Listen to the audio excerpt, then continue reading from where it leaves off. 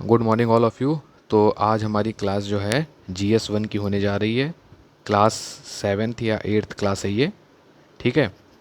और आपको बता दें कि जो आज का टॉपिक है वो है हमारा वेदर पैटर्न जो एल नीनो से रिलेटेड है। और इससे जो है पूरी एनालिसिस करने के बाद आपको ये बताया जा रहा है।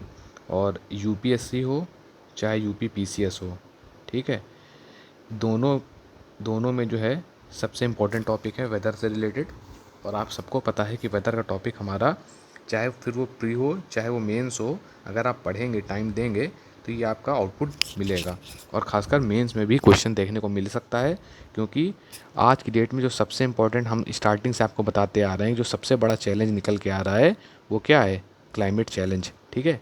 क्लाइमेट चेंज का जो पैटर्न है उसको जो देखा जाए तो ये सबसे बड़ा पैटर्न, सबसे बड़ा जो है निकल के क्या आ रहा है, हम लोग के लिए चैलेंज निकल के आ रहा है क्लाइमेट चेंज वाला, ठीक है। तो हम लोग वेदर से रिलेटेड, क्लाइमेट से रिलेटेड, वेदर फोरकास्टिंग से रिलेटेड जो टॉपिक्स होंगे मेंस के पर्सपेक्टिव से, उसको अदर एग्ज़ाम्स, स्टेट लेवल के जो एग्ज़ाम है हमारे, जो UPSC का एग्ज़ाम है, ठीक है, जो हमारा UPPCS का एग्ज़ाम है, इसमें भी हम लोग देखेंगे, एनालिसिस किए, उसके बाद ये टॉपिक आपके सामने लाए। मल्टीपल सोर्स से आपको डेटा दिया जा रहा है, सिर्फ इसलिए कि आपको इस टॉपिक पे अब कहीं और से पढ़ने की ज़रूरत ना पड़े, आपका टाइम बचे, ठीक है, आपका टाइम जो है बचे, ठीक है, सेव हो। तो चलिए इस उम्मीद के साथ हम आगे बढ़ते हैं कि आप ये टॉपिक को पढ़ेंगे, समझेंगे। और मैं ये उम्मीद कर सकता हूँ कि आप सबने ऑलरेडी ये टॉपिक कहीं ना कहीं पढ़ रखा होगा। जो मेन मोटिव है वो ये कि सारा पॉइंट टू द पॉइंट एक जगह क्रिस्प आपको दे देना, ताकि इसके अलावा आपको कहीं भटकना ना पड़े, जो कि हमारे लोग की स्ट्रैटेजी होती है। तो अब हम लोग स्टार्ट करते हैं अपने टॉपिक को कि एल नीनो क्या है और उसका इंडियन मानसून पे क्या फ़र्क है, उसका एग्रीकल्चर पे क्या फ़र्क है, साउथ ईस्ट मानसून पे उसका क्या फ़र्क है और इंडियन मानसून पे उसका क्या फ़र्क है। अब आप सोच लीजिए एल नीनो का कनेक्शन कितनी जगह देखने को मिल रहा है। एक तो एल नीनो खुद में अपने आप में क्वेश्चन है, प्री हो चाहे मेंस हो। दूसरा, क्लाइमेट चेंज में भी इसका रोल है, ठीक है। और क्लाइमेट चेंज की वजह से इसमें भी जो है प्रभाव और चेंजेस देखने को मिलते आए हैं और मिलेंगे, ठीक है। एग्रीकल्चर पर इसका प्रभाव है, ठीक है। और इंडियन मानसून पर इसका प्रभाव देखने को मिलता है और मिलेगा हमेशा। और कनेक्शन क्या है, सारी चीज़ हम लोग एक जगह पढ़ने वाले हैं। तो ठीक है, तो सारी चीज़ें लिखी हुई आप खुद भी पढ़ सकते हैं, ठीक है, जॉट डाउन कर सकते हैं पॉइंट्स, PDF मिल जाएगी पेड बैच में, आप वहाँ से देख सकते हैं। और एक चीज़ और बताना चाहेंगे कि क्लासेस को लेकर बिल्कुल परेशान ना होइए, कोर्स कंप्लीट कराना हम लोग का काम है। लेकिन कोर्स में सिर्फ फॉर्मेलिटी कराना बड़ी बात नहीं है। फॉर्मेलिटी में तो आपको कंटेंट उठा के रीड करा के दे सकते हैं, पर टारगेट ये है कि प्रॉपर एनालिसिस के बाद टू द पॉइंट, सिर्फ देखिए 2 पेज से 2.5 पेज में, सिर्फ 2 से 2.5 पेज में आपको दिया जाता है और बेस्ट चीज़ दी जाती है। 1 पेज, 2 पेज और ये 3 पेज, मैक्सिमम 3 पेज में, वो भी वन साइड। मतलब अगर आप फ्रंट बैक मिलाएंगे तो सिर्फ 1.5 पेज में आपको कंप्लीट चीज़ मल्टीपल सोर्स से दे सकें। ये टाइम टेकिंग होता है, स्टाफ का इन्वॉल्वमेंट होता है। और अभी थोड़ा सा तबीयत भी नहीं सही थी, इस वजह से थोड़ा सा डिले हुआ। और प्रीलिम्स के बैच जो चल रहे हैं, प्रीलिम्स पर भी अभी काफ़ी वर्क चल रहा है, ठीक है। उसमें बहुत लोड मिलने वाला है, जो बच्चे उसमें जुड़े हुए हैं, ठीक है, तो उन पर भी बहुत फोकस चल रहा है और स्टाफ लिमिटेड है। तो मेंस वाले बिल्कुल परेशान ना हो, ठीक है, पूरा कोर्स मिलेगा, टू द पॉइंट मिलेगा, ठीक है। एल नीनो क्या है? ये क्या है? कॉम्प्लेक्स क्लाइमेट पैटर्न है, ठीक है, जो कि क्या करता है, अनयूजुअल वार्मिंग के बारे में, सॉरी, अनयूजुअल वार्मिंग जो लेकर आता है किस पे? वाटर सरफेस पे, ठीक है। और देख लेना आप क्या, ये चीज़ बस आपको कीवर्ड याद रखना है कि सेंट्रल, ठीक, ईस्टर्न ट्रॉपिकल पैसिफिक ओशियन, ठीक है, ये आपको पता होना चाहिए, ठीक। और दूसरी चीज़ ये पता होनी चाहिए, प्रीलिम्स में भी पूछ सकता है स्टेटमेंट देके कि फ्रीक्वेंटली अकर होता है एज़ कम्पेयर टू ला नीना, ठीक है। दूसरा, इसको क्या बोलते हैं, इसको प्री प्री पर्सपेक्टिव से या पता होना चाहिए प्रीलिम्स के हिसाब से, तो क्या होगा, लिटिल बॉय बोलते हैं इसको, ठीक। दूसरा क्या है, तीसरा पॉइंट, चौथा पॉइंट क्या है, sorry, disrupt normal weather pattern, ठीक है। जो नॉर्मल वेदर पैटर्न है, जाहिर सी बात है, उसको ये क्या कर सकता है, बिगाड़ सकता है, ठीक है, पूरे वर्ल्ड में, ठीक है। और इंडियन मानसून को भी अफेक्ट करता है और कर सकता है, ठीक है। और देखिए टिपिकली टाइम प्रीलिम्स में पूछा जा चुका है, ठीक है, कि ये 2 से 7 साल तक के टिपिकल इसका जो टेन्योर है उसमें ये देखने को मिलता है कि 2 से 7 साल के बीच में ये देखने को मिलता है। प्रिडिक्शन इसका आसान नहीं है, ठीक है, और रेगुलर ये पैटर्न है नहीं, क्या? एल नीनो जिसे कहते हैं लिटिल बॉय, ठीक है। दूसरा क्या है, इसमें जो वॉकर सर्कुलेशंस होता है आपने पढ़ रखा होगा, वॉकर सर्कुलेशंस का इसमें क्या होता है, कमज़ोर हो जाते हैं वॉकर सर्कुलेशंस। ठीक है, ये आपका मेन एल नीनो के बारे में सारे एग्जैक्ट पॉइंट हैं। इसके अलावा आपको प्री में भी कुछ जानकारी रखने की ज़रूरत नहीं है, जो बचेगा वो नेक्स्ट स्लाइड में आपको मिलेगा नीचे इसके। ठीक है, अब भैया इसका मानसून के बारे में प्रभाव देख लेते हैं। मानसून कैसे इस पर सॉरी, साउथ ईस्ट मानसून की हम बात करते हैं। ठीक है, तो इससे जो वार्मिंग कॉज होती है वो क्या कर देती है, आपको पहले पता है कि एक तो इसमें वॉकर सर्कल्स जो है वीक हो जाते हैं, तो फिर उससे क्या है, और ये क्या करता है, ये वीक कर देता है जो साउथ ईस्ट ट्रेड विंड्स आ रही हैं। ठीक है, उनको क्या करता है, ये वीक कर देता है, और वो क्या है, वो बहुत इंपॉर्टेंट हैं आपके साउथ ईस्ट मानसून लाने में। ठीक है, उसके लिए साउथ ईस्ट ट्रेड विंड्स का होना बहुत इंपॉर्टेंट है, और इसी को ये क्या कर देता है, वीक कर देता है। आप देखिए, हम समझाते चल रहे हैं, आप समझते चल रहे हैं, आपको एकदम दिमाग में सेट हो जाएगा, याद नहीं करना है, स्लाइड देखेंगे पूरा आपको याद हो जाएगा। ठीक है, ये क्या कर देता है, साउथ ईस्ट ट्रेड विंड्स को वीक कर देता है। हमने आपको बता रखा है कि बस आपको चीज़ें याद रखनी है जो हम हाईलाइट करें, जैसे central eastern tropical Pacific ocean, आपने ये देख लिया, और आपने ये देख लिया कि वॉकर सर्कुलेशंस को वीक करता है, 2 से 7 ईयर हो गया। और आपने देख लिया कि वीक कर देता है किसको, साउथ ईस्ट ट्रेड विंड्स को, जो कि क्रूशियल होती हैं किस लिए, साउथ जो लाती हैं आपको बेसिकली जो साउथ ईस्ट मानसून के जो कारण है उसको ही कमज़ोर कर देती हैं। ठीक है, जिससे क्या होता है, मानसून कमज़ोर पड़ जाता है हमारा। ठीक है, और जो रेनफॉल, एवरेज रेनफॉल है, उससे भी कम रेनफॉल देखने को मिलती है अपने भारत में। ठीक है, एक तो ये कारण हो गया, ये जो लिखा है हटा देते हैं ताकि आपको दिक्कत ना हो। ठीक है, दूसरा, एल नीनो किस लिए है भाई, ड्रॉट कंडीशन के लिए रिस्पॉन्सिबल है, ये आपको पता होना चाहिए। ठीक है, और आपको ये पता होना चाहिए कि जो ट्रेड विंड्स होती हैं डैट ब्लो फ्रॉम वेस्ट, ठीक, that blow west along equator taking warm water from South America to Asia. ठीक है, जो साउथ अमेरिका से एशिया की ओर क्या करती हैं, आपका जो वार्म वाटर है उसको क्या करती हैं, ले जाती हैं। ठीक है, और जो वार्म वाटर है इसको रिप्लेस करने के लिए क्या होता है, cold water rise from depth, जिसे आप अपवेलिंग पढ़े होंगे आप ज्योग्राफी में, जब नीचे का पानी ऊपर सतह की तरफ दौड़ता है, अपवेलिंग जिसे कहते हैं। तो जो नीचे का पानी जो होता है, कोल्ड वाटर जो नीचे मौजूद होता है, वो ऊपर के गर्म पानी को कंपनसेट करने के लिए जो नीचे से ऊपर का मूवमेंट होता है अपवेलिंग का कारण, ये देखने को मिलता है। ठीक है, तो क्या होता है, अपवेलिंग वाला पानी ऊपर आ जाता है। तो एल नीनो और ला नीनो आर 2 क्लाइमेटिक पैटर्न्स, हमको सबको पता है, कोई नई बात नहीं है।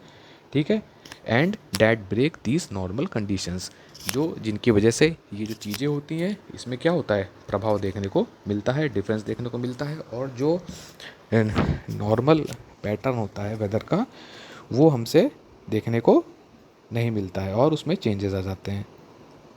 जब कि जब वेस्ट से, ठीक है, इक्वेटर के अलॉन्ग जब वेस्टवर्ड मूवमेंट होता है वाटर का, ठीक है, तो सारा वाटर इधर देखिए इस साइड में वेस्टवर्ड मूवमेंट में कलेक्ट होने लगता है। ठीक है, तो यहाँ क्या होता है, यहाँ पे गैप क्रिएट होने लगता है, तो अपवेलिंग पार्ट टेक करता है। ठीक है, तो अपवेलिंग जो नीचे का ठंडा पानी होता है वो ऊपर पहुँचता है इसको कंपनसेट करने के लिए। ठीक है, ये बेसिकली इसकी स्टोरी है। और आपको पता होना चाहिए कि जो ला नीना है, ठीक है, इसमें क्या होता है, ला नीना में trade winds in Pacific ocean become even more stronger than normal conditions. ठीक, अब इसमें आपको क्या याद रखना है, इसमें कमज़ोर हो रही थी साउथ ईस्ट ट्रेड विंड्स। ठीक है, और इसमें क्या हो रहा है, ला नीना में इसमें क्या हो रहा है, स्ट्रॉन्ग हो रही हैं। ठीक है, नॉर्मल कंडीशन से ज़्यादा स्ट्रॉन्ग हो रही हैं, क्या, हमारी ट्रेड विंड्स, कहाँ की, पैसिफिक ओशन की। ठीक है, जिससे क्या होगा, देखते हैं क्या होता है, pushing more water towards Asia, और पानी उधर ले जाएंगे एशिया की तरफ, और मूवमेंट होता रहेगा, है ना, वेस्टवर्ड। ठीक है, और अपवेलिंग होती रहेगी। ठीक, अब जितना ज़्यादा इधर बढ़ता जाएगा, इधर गैप क्रिएट हो जाएगा, उतना ही ज़्यादा अपवेलिंग प्रभावी होने लगेगी, अपवेलिंग बढ़ती जाएगी। तो जितना अपवेलिंग बढ़ेगी नीचे का ठंडा पानी ऊपर आएगा। ठीक है, जो न्यूट्रन नीचे का जो लाइफ है, नीचे के जो न्यूट्रंस है वो कहाँ पहुँचेंगे, सरफेस में पहुँचेंगे। ठीक है, ये क्या है, जस्ट अपोजिट ऑफ आपका एल नीनो। तो आपको ये पता चल गया कि उसमें क्या होता है, उसमें साउथ ईस्ट जो आपकी ट्रेड विंड्स होती हैं वो क्या हो जाती हैं, वीक हो जाती हैं, और इसमें क्या हो जाती हैं, ला नीना में स्ट्रांग हो जाती हैं। ठीक, अब देखिए एल नीनो का इम्पैक्ट एग्रीकल्चर पे क्या है, बहुत इंपॉर्टेंट है, पूछता है तो भी लिखना है, नहीं पूछता है तो भी आपको मेंस में लिखना है, क्योंकि एग्रीकल्चर जो हमारी बैकबोन है, और अगर ये डूबेगी तो इंडिया की जीडीपी में फ़र्क दिखेगा, इंडिया की इकनॉमी में फ़र्क दिखेगा। ठीक है, तो भैया डिलेड मानसून जैसे कि आपको पता है, ठीक है, ये मानसून में परिवर्तन ला देता है और चेंज कर देता है। रेनफॉल का आपको पता ही है, यहाँ तक कि ड्रॉट तक की सिचुएशन क्रिएट कर देता है, टेम्परेचर बढ़ा देता है, पेस्ट और डिजीज़ ला देता है, ठीक है। ये सब सारी चीज़ें भाई, जब टेम्परेचर बढ़ेगा तो जाहिर सी बात है पेस्ट बढ़ेंगे, बीमारी बढ़ेगी, ठीक है।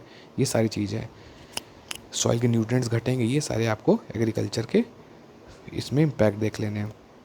अब भैया एल नीनो का जो इम्पैक्ट है वो ग्लोबल लेवल पे अगर हम बात करें पूरे विश्व में, तो क्या देखने को मिलेगा भाई? सबसे इम्पॉर्टेंट चीज़ हमको पता है, हम ओशन टेम्परेचर को क्या करेंगे, दिखाएंगे कि इसमें प्रभावित होता है, ठीक है। Speed, power of ocean currents are impacted, चाहे समुद्र का तापमान हो आपके ओशन का, ठीक है, चाहे जो करंट्स हैं उनकी स्पीड हो, ठीक है, चाहे उनका जो शक्ति है बहने की जो करंट की वो हो, ये सारी चीज़ें प्रभावी होती हैं। और जिससे अगर ये चीज़ ओशन करंट्स प्रभावी होगी तो आपको पता है कि ऑलरेडी हमारी क्लाइमेट में चेंज देखने को मिल जाएगा और मिलेगा, ठीक है। कोस्टल चाहे फिशरीज़ हों, ठीक, अपवेलिंग होगा तो देखिए आपको पता ही था कि अपवेलिंग में क्या है, इन सब चीज़ में अपवेलिंग हावी होता है तो नीचे के न्यूट्रिएंट्स ऊपर आ जाता है, फिर वो क्या होता है, वेस्ट होता है बढ़ के, कभी वेव साइन तो साइड में बेकार चला गया है ना, साइड में चला गया, नीचे की जो एक्वेटिक लाइफ है वो क्या हो जाती है, डार्क फेस करने लगती है। तो ये सब सारी चीज़ें आप इनडायरेक्टली रिलेट करके लिख सकते हैं, ठीक है। लोकल वेदर जो है, ठीक, of Australia to South America are affected, ठीक है। इसमें जो आपको दो हमेशा याद रखने, एक तो आपका ऑस्ट्रेलिया, दूसरा आपका साउथ अमेरिका, इन दो का लिंक हमेशा जो है आपको देखने को मिलेगा। वो देखिए, बल्कि यही चीज़ आपको यहाँ पे भी बताई गई थी कि देखिए ऑस्ट्रेलिया और यहाँ पे पेरू में हाई प्रेशर क्रिएट हो रहा था और ऑस्ट्रेलिया में लो प्रेशर क्रिएट हो रहा था, तो पेरू से ये मूवमेंट किधर जा रहा था, ऑस्ट्रेलिया की तरफ, ठीक है। तो यहाँ पर क्या है, ऑस्ट्रेलिया में खासकर और साउथ अमेरिका में आपको फिशरीज़ का इफेक्ट देखने को मिलेगा, ठीक है। डिजीज़ के बारे में आपको पता है, तो मलेरिया, डेंगू, कॉलरा जैसी बीमारियाँ देखने को मिलेंगी। वाइल्ड फायर्स, भाई टेम्परेचर बढ़ेगा, ठीक है, तो वाइल्ड फायर दिखेगा। अब वाइल्ड फायर से आपको एक चीज़ बताता हूँ करंट की, ठीक, लेटेस्ट चल रहा है, आप नोट कर लीजिएगा। उत्तराखंड की जो गवर्नमेंट है, या आप ही आंसर कीजिएगा कमेंट में, इसने वाइल्ड फायर को रोकने के लिए एक इनिशिएटिव लाया है, ठीक। आप लिख सकते हैं इसको कि एग्जाम्पल दिखा के कि like the initiative been taken by the Uttarakhand government, ठीक, क्या, पिराली लाओ पैसा पाओ, ठीक है, समथिंग ऐसे करके एक इनिशिएटिव है जिसमें पिराली को 50 रुपीज़ पर केजी के हिसाब से ये लोग क्या कर रहे हैं, बेच रहे हैं। आप इसको कमेंट कीजिएगा और बताइएगा इसके बारे में, ठीक। इसको आप यहाँ पर कोट कर सकते हैं। अब देखो, रेनफॉल बढ़ जाती है drastically in south America and coastal flooding हो जाती है, ठीक है। मतलब क्लाइमेट चेंज है तो देखिए कहीं ड्रॉट आ रहा होगा और कहीं पे बाढ़ आ रही होगी, ठीक है। यहाँ देखिए ड्रॉट कर दे रहा है, कहाँ पे ड्रॉट कहाँ आ रही है, ऑस्ट्रेलिया, इंडोनेशिया में, और उसी जगह साउथ अमेरिका में क्या हो रही है, फ्लडिंग देखने को मिल रही है। अजीब तरीका है, ठीक है। और इसका एक पॉजिटिव इम्पैक्ट आपको हमेशा याद रखना है कि इसका एक पॉजिटिव इम्पैक्ट सिर्फ ये आप ध्यान से रख सकते हैं कि ये हरिकेन्स जो होते हैं इन सबको ये क्या कर देता है, रिड्यूस कर देता है, ठीक है। इनके आने की संभावना घटा देता है, ठीक। अपवेलिंग आपको बताई दी है कि कोस्ट ऑफ इक्वेडर, पेरू और चिली में आपको एक अपवेलिंग देखने को मिलता है, जैसे साउथ अमेरिका के साइड में कोस्टल एरियाज़ में, ठीक है। दूसरा आप एक पॉइंट और जान लीजिए, एनसो क्या होता है, एल नीनो सदर्न ऑस्ट्रेलिएशन। इसमें आप दोनों चीज़ को जब कंबाइन कर देंगे, एल नीनो और ला नीनो को टुगेदर जब कर देंगे तो क्या बन जाएगा, एनसो बन जाएगा। एल नीनो क्या होता है, आपका गर्म फेज़ होता है, ला नीनो आपका क्या होता है, कोल्ड फेज़ होता है, सिंपल, ठीक। यहाँ तक हमने सारे प्री हो, मेंस हो, कुछ भी हो, सबको एनालिसिस करने के बाद ये आपको बताया जा रहा है। और ये आप पढ़ लिए तो प्री का क्वेश्चन भी नहीं गलत होगा, मेंस का क्वेश्चन भी नहीं गलत होगा, आपके पास इतना सफिशिएंट मैटर रहेगा, डायग्राम बना के आप लिख सकते हैं, ठीक है। डायग्राम खुद भी बना लीजिएगा, खुद आप बता सकते हैं, एक्सप्लेन कर सकते हैं और बेहतर आंसर निकाल सकते हैं, कुछ भी पूछ लीजिए। ये सारी चीज़ें यहाँ पे लिखी हुई कि नॉर्मल कंडीशन क्या हुई, आप सब पढ़ लीजिएगा। Trade winds blow east to west across the surface of tropical Pacific ocean bringing warm moist air and warmer, ये चीज़ आप जो है खुद रीड कर लीजिए, पूरी सारी चीज़ ये आपको टेक्स्ट फॉर्मेट में यहाँ लिखी हुई है। लानीना के बारे में, लानीना क्या है, इसको लिटिल गर्ल कहते हैं, उसको लिटिल बॉय कहते थे, ठीक है। ये क्या करता है, represents period below average sea surface temperature across east central और इक्वेटोरियल पैसिफिक। ये आपका देखिए पूरा टेक्स्ट फॉर्म में यहाँ पर पीडीएफ दिया हुआ है, जो चीज़ ऊपर समझाई गई है, ठीक है।